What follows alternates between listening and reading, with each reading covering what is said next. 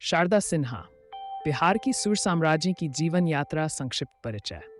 शारदा सिन्हा भारत की एक प्रमुख लोक गायिका है जिन्होंने खासतौर से बिहार और मिथिला की पारंपरिक लोकगीतों को विश्व भर में पहचान दिलाई। उन्हें छठी मैया और बिहार की स्वर कोकिला के रूप में भी जाना जाता है। प्रारंभिक जीवन। शारदा सिन्हा का जन्म 1 अक्टूबर 1952 को बिहार के समस्तीपुर जिले के एक छोटे से गांव हरपुर बोचहा में हुआ था। बचपन से ही उन्हें संगीत का शौक था। उनके परिवार में संगीत को बहुत महत्व दिया जाता था, जिससे शारदा जी का झुकाव भी स्वाभाविक रूप से संगीत की ओर हुआ। शिक्षा और संगीत की शुरुआती यात्रा। शारदा सिन्हा ने अपनी प्रारंभिक शिक्षा मुजफ्फरपुर में प्राप्त की। इसके बाद उन्होंने पटना विश्वविद्यालय से संगीत में स्नातक किया। अपनी शैक्षणिक यात्रा के दौरान ही उन्हें कई प्रतिष्ठित संगीत गुरुओं से शिक्षा लेने का अवसर मिला। उन्होंने पारंपरिक भारतीय संगीत की गहरी समझ हासिल की और धीरे धीरे लोक संगीत की दुनिया में कदम रखा। संगीत में शुरुआती सफलता। शारदा सिन्हा की पहली बड़ी सफलता तब मिली जब उन्होंने 1977 में दूरदर्शन पर अपना पहला सार्वजनिक प्रदर्शन किया। उनकी आवाज़ में वह मिठास और गहराई थी जिसने उन्हें सीधे श्रोताओं के दिलों में जगह दिलाई।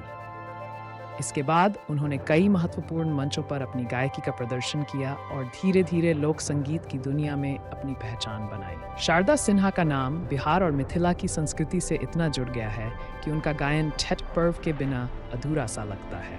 कांची बांस के बहंगिया और पूरी कवना जग से जैसे गीतों ने छठ महापर्व की महत्ता को और बढ़ा दिया।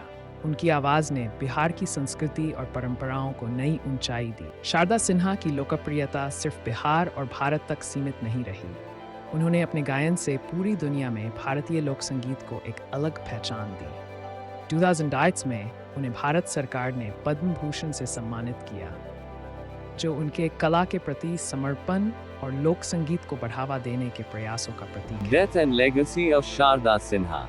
शारदा सिन्हा का निधन एक महत्वपूर्ण क्षति माना जाएगा, क्योंकि उन्होंने अपने संगीत और गीतों से बिहार के लोक संगीत को एक नई पहचान दी।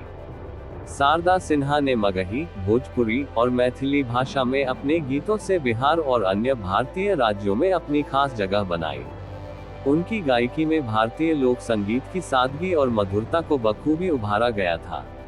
मृत्यु। उनकी मृत्यु की सटीक जानकारी फिलहाल उपलब्ध नहीं है, अगर यह भविष्य की घटना है।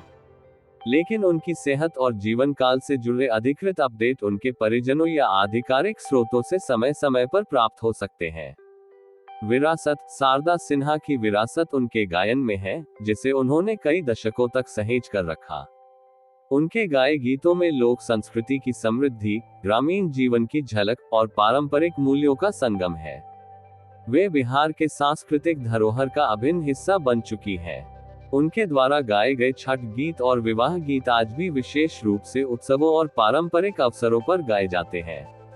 उनके संगीत को विभिन्न पुरस्कारों से भी सम्मानित किया गया है, जो उनकी संगीत साधना और लोक संस्कृति के प्रति उनकी प्रतिबद्धता को दर्शाते हैं।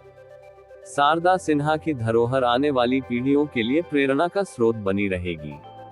उनके संगीत को संरक्षित और प्रसारित करने का कार्य उनके प्रशंसकों और संगीत प्रेमियों के लिए उनके प्रति एक श्रद्धांजलि होगी। ईश्वर शारदा सिन्हा जी की आत्मा को शांति दे। वीडियो अच्छा लगा हो तो लाइक, कमेंट, शेयर और चैनल को सब्सक्राइब जरूर करें। धन्यवाद।